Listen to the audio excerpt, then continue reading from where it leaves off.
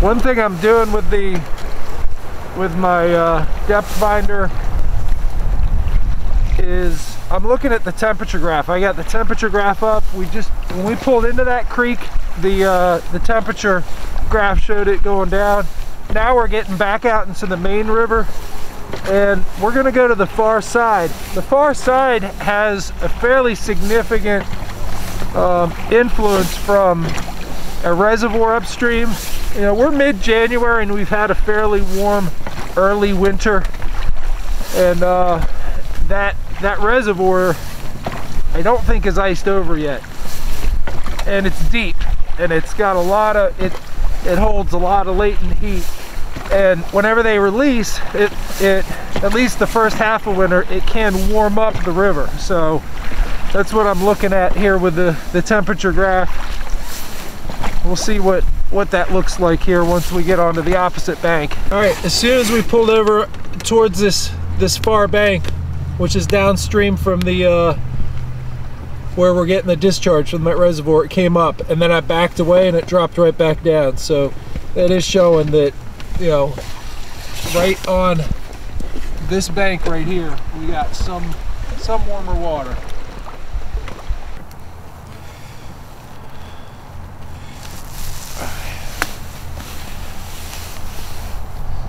Pretty neat looking.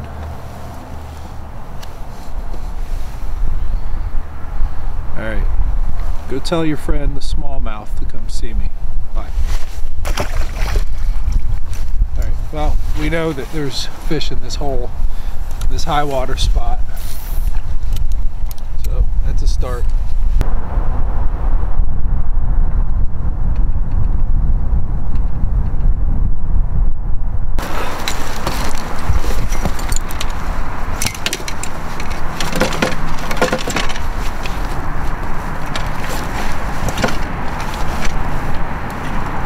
He's real muddy from the dark water.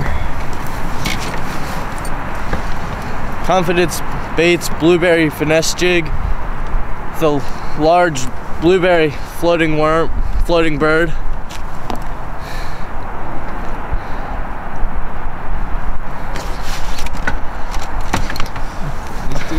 Water's real high and cold. I can barely feel my fingers or my toes, just having to let it sit real slow. Threw it up in that eddy where the water's moving a lot slower and just dragged it. It felt like it caught up on a stick and pulled it over, and as soon as it came over the stick, he thumped it. It wasn't a very light hit, he really hit it. High, muddy, 36.5 degree water. I believe it's January 13th. Slow presentations is what you have to do if you want to catch the fish. 3-pound, 9-ounce, 18.5-inch fish. Let's get him back in the water.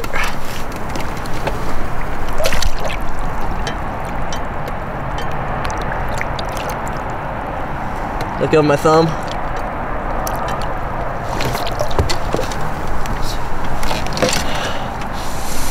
I can't feel my hands. What I'm doing is I'm re-rigging this large blueberry floating bird on the Confidence Baits finesse jig. Just gotta know because the other one got torn up. Just take the head and just put it right on that screw lock keeper. Just screw it all the way up until you get about to where you clip it onto the eye of the hook. Lay it level on the hook to see where you want the hook point to be. This is going to be about 1 rib between the actual body. Put it through, make it weedless, just skin hook it, just pinch up a little bit and pull your tail back up, and then you're all ready.